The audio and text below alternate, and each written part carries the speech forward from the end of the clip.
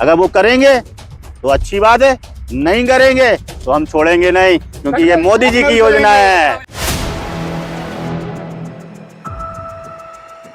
बीच सड़क पर रोकने के बाद योगी के मंत्री को बीजेपी विधायक ने एक बार फिर चेतावनी दी है। बोले अगर वो काम करेंगे तो अच्छी बात है, अगर वो नहीं करेंगे तो हम छोड़ेंगे नहीं। सत्ता की लड़ाई जिस तरह से सड़क पर आई है, उस पर सपा अध्यक्ष अखिलेश यादव ने जमकर मजे लिए हैं। क्या कुछ कहा है इस वीडियो में आपको हम बताएंगे। नमस्कार, 4 PM पर आप सभी का स्वागत है। दोस्तों, राजनीति में अक्सर विरोध और बहस होती है, लेकिन अब हालात ये हो गए हैं कि सत्ता की पार्टी के अपने ही नेता एक दूसरे के खिलाफ उतर आए हैं।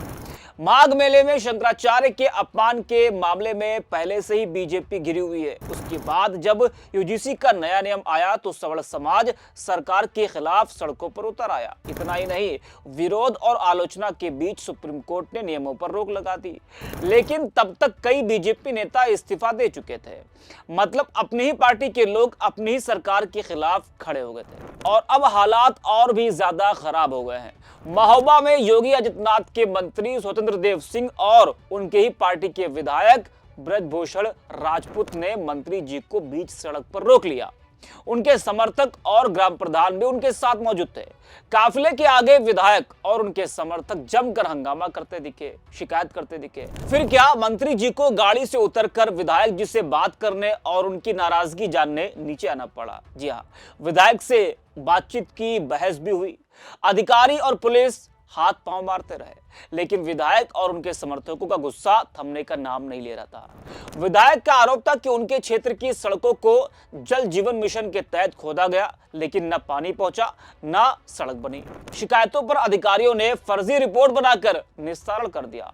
स्थिति इतनी बिगड़ी कि मंत्री ने विधायक को अपनी गाड़ी में बैठाकर बातचीत की और बाद में कलेक्ट्रेट में बंद कमरे में करीब 1 घंटे दोनों के बीच चर्चा करनी पड़ी। अब ये लड़ाई जैसे ही सोशल मीडिया पर आई, टीवी की स्क्रीनों पर दिखाई गई, तो यूपी का राजनीतिक पारा बढ़ गया, साथ ही बीजेपी की चिंता भी बढ़ गई। वहीं विपक्ष इस पूरे मामले का भरपूर मजे लेने लगा। जी हां, बीजेपी मंत्री, बीजेपी विधायक की भिड़ंत पर सपा अध्यक्ष अखिलेश यादव ने एक्स पर चुटकी ली है और लिखा है कि हमने तो पहले ही कहा था कि भाजपा के डबल इंजन ही नहीं, डिब्बे भी आपस में टकरा रहे हैं। पैसे कमाने और जमीन कब्जाने में लगे भाजपा के मंत्री हो या विधायक, इनसे कोई भी जनता या विकास का काम नहीं कर रहे हैं। इसीलिए जनता के गुस्से से बचने के लिए वो एक दूसरे पर दोषारोपण कर रहे हैं। भाजपा के ही विधायक द्वारा अपनी ही भाजपा सरकार के मंत्री को बंधक बनाना दर्शाता है कि भाजपा सरकार के विधायक अब अगले चुनाव में हारने वाले हैं। वैसे ये न सोचा जाए कि ये इन दोनों के बीच की ही लड़ाई है। दरअसल ये तो केवल सैंपल या कहे नमूना है। हर विधानसभा क्षेत्र में यही हाल है। इस बार भाजपा को चुनाव लड़ने के लिए प्रत्याशी ही नहीं मिलेंगे। भाजपा की सत्ता पटरी से उतर गई। आज सत्ता की आंखों में आंख डालकर पत्रकारिता करना मुश्किल हो गया है। हम पर मुकदमों से लेकर चैनल को बंद करने का दबाव कई बार बनाया गया और अभी भी बनाया जा रहा है। मुश्किल दौर है, लेकिन हम हार नहीं मानेंगे। इसलिए 4 PM को आप सभी लोग ज्वाइन करें और निष्पक्ष पत्रकारिता को जिंदा रखने के लिए जितना हो सके हमारा आर्थिक सहयोग भी करें। उम्मीद है कि आपके सपोर्ट से ये जंग भी हम जीत पाएंगे। तो अखिलेश यादव इस खींचतान में जमकर मजे ले रहे हैं और वो कह रहे हैं कि आने वाले चुनाव में भाजपा को प्रत्याशी ही नहीं मिलेंगे। उत्तर प्रदेश में बीजेपी के भीतर चल रही खींचतान एक बार फिर सार्वजनिक रूप से सामने आ गई है, लगातार आ भी रही है। ये सिर्फ सामान्य झगड़ा नहीं, बल्कि पार्टी की कमजोरी का प्रतीक भी है। अयोध्या में डिप्टी सीएम केशव प्रसाद मौर्य के सामने 2 बीजेपी नेता भिड़े थे, वो आपने देखा था, और अब महोबा में वही नजारा देखने को मिला। जी हाँ, इस बार तो मंत्री और विधायक आपस में टकरा गए। यह घटना स्पष्ट रूप से दर्शाती है कि बीजेपी के अपने ही नेता अब जनता के सवालों और विकास के मुद्दों पर एक दूसरे के खिलाफ खुलकर उतर रहे हैं। विकास के नाम पर लड़ाई अब सड़कों पर दिखाई देने लगी है। वही भारी बवाल और मंत्री को रोकने के बाद डीएम ऑफिस में बैठक के बाद विधायक ने मीडिया से बातचीत में कहा कि मंत्री जी ने काम दुरुस्त करने के लिए 20 दिन का समय मांगा है। अगर वो काम करेंगे तो अच्छी बात है, अगर वो नहीं करेंगे तो हम छोड़ेंगे नहीं, क्योंकि ये मोदी जी की योजना है। मोदी जी की योजना है ये, हर घर नल योजना। ये देश के यशस्वी प्रधानमंत्री माननीय नरेंद्र मोदी जी की योजना है और मोदी जी की योजना को धरातल पर पहुंचाने के लिए उसका कार्य पुल कराने के लिए किसी को भी अगर रोकने की जरूरत पड़ेगी, घेराव करने की जरूरत पड़ेगी तो मैं रोकूंगा। ये जनता की समस्या का समाधान करने के लिए मुझे जनता ने चुना है, पार्टी ने मुझे टिकट दिया, जनता की सेवा करने के लिए टिकट दिया है। और जनता की सेवा करने के लिए अगर किसी को भी रोकना पड़े, धरना देना पड़े, तो ये मेरा कर्तव्य है और मैं अपने कर्तव्य से पीछे नहीं हटूंगा। क्या क्या समस्या आ रही थी विधायक जी?